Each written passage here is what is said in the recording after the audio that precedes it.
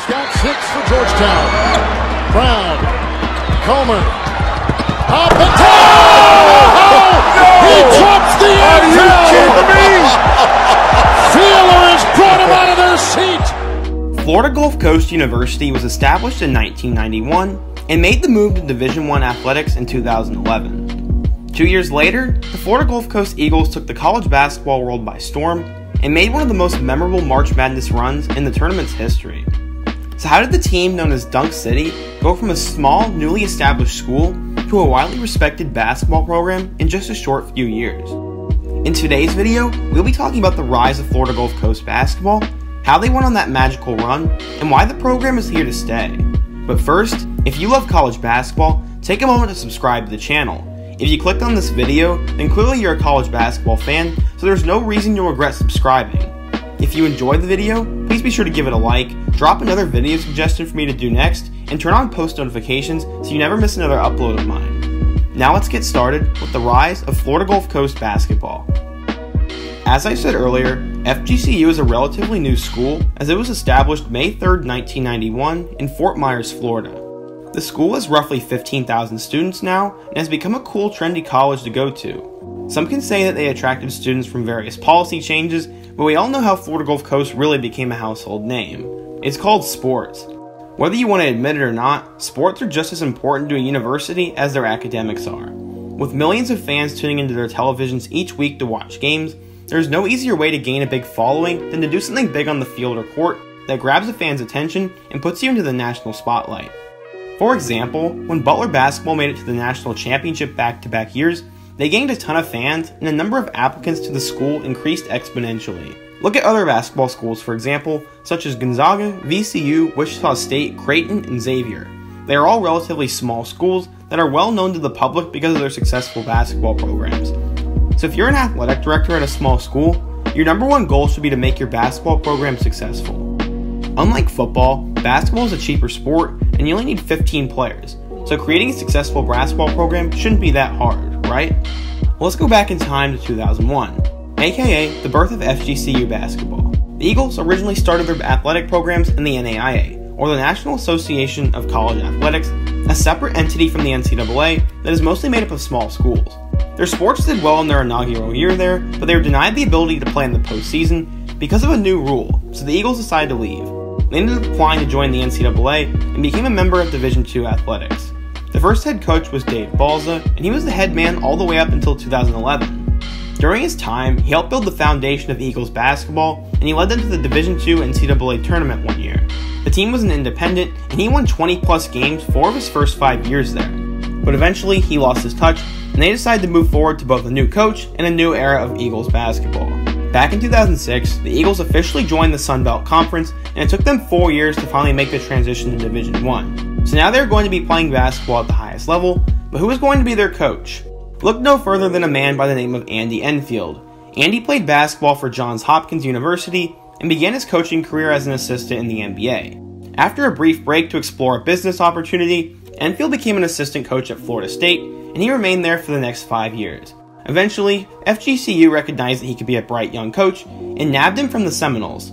Enfield became the second coach in school history and had already begun to turn heads in only his first season. Yeah, the team went 15-17, but he led the Eagles all the way to the Sun Belt Championship game in their first year of Division I, where they lost to Belmont, a team that would go on to become a 14 seed in the NCAA tournament and play the 3 seed Georgetown in the first round.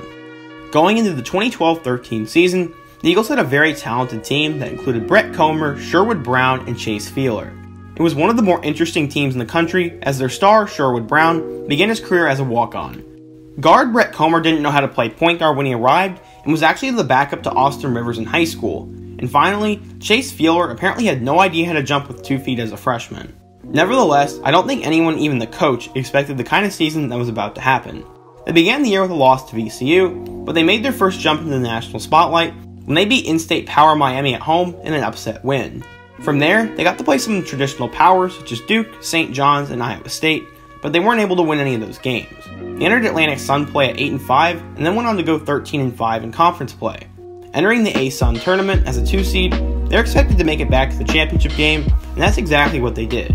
They defeated North Florida in the first round, and took care of Stetson in the second round to advance to the final game. Their matchup with Mercer was highly anticipated, but the Eagles controlled the game and won. The committee deemed them worthy of a 15 seed and matched them up with the number 2 seed of the Big East, the Georgetown Hoyas. If you're a 15 seed in the NCAA tournament, the odds that you're going to win your first round matchup are pretty small. It had only happened 6 times ever prior to the 2013 season, and it just so happened that it had happened twice the year before, with Lehigh beating Duke and Norfolk State beating Missouri.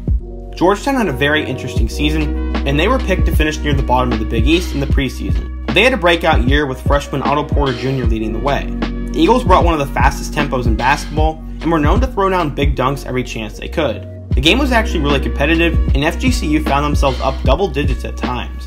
The Hoyas regained some of the momentum and actually made it close, but with just over a minute to go, Florida Gulf Coast cemented themselves both a win and a place in the March Madness memory books forever as Chase Fielder threw down one of the most memorable dunks in college basketball history. The Eagles became America's team with that win, and social media deemed them both Dunk City and Florida Dunk Coast. This was the 7th time ever a 15 seeded won their first game, but the odds they would advance to the next round were much lower.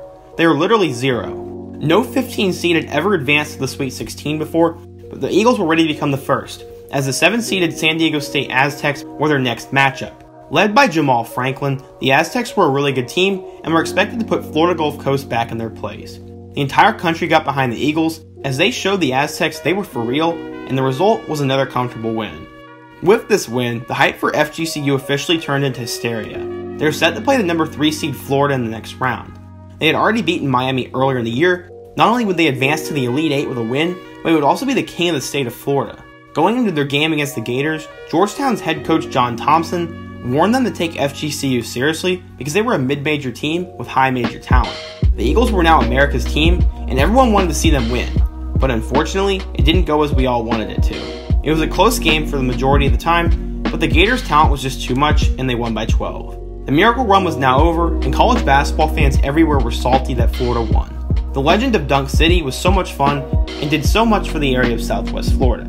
From there, Andy Enfield left to take the job at USC, Chase Fielder and Sherwood Brown left to play professional basketball, and Brett Comer is now an assistant coach at Dayton. Enfield has seen pretty good success at USC so far, and the 2020 Trojans are expected to be really good with Evan Mobley coming in. After the miracle run, Joe Dooley took over as head coach, and he brought in one of the best players in school history. He landed the UCF transfer Brandon Goodwin, who has gone on to become the best player in the team's history.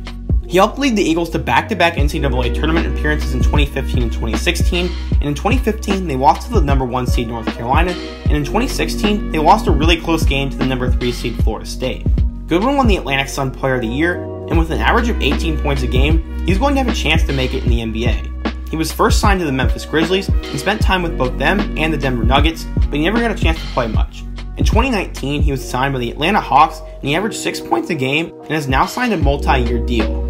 This may not be that relevant to the FGCU story, but the point is that they produced a player who was doing well in the NBA and elevating their brand image even more.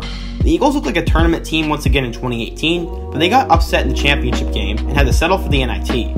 Following the season, Dooley left to take the head coaching job at East Carolina, and longtime assistant Michael Fly was promoted to head coach.